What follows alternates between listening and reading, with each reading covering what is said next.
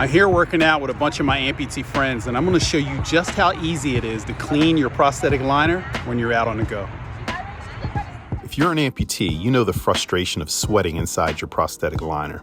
Not only can it cause skin irritation, but it can severely affect the fit and feel of your prosthesis. That's why it's important to keep your liner clean. Depending on my activity level, I clean my liner multiple times a day. I've been wearing College Park's new Sterling liner made with TPE gel, and I've experienced a noticeable difference in my comfort level while walking. Although, sweating is still a reality. To clean my liner, I use a small spray bottle with a mixture of rubbing alcohol and water, and I spray the solution all over my liner and then wipe it clean with a wet washcloth.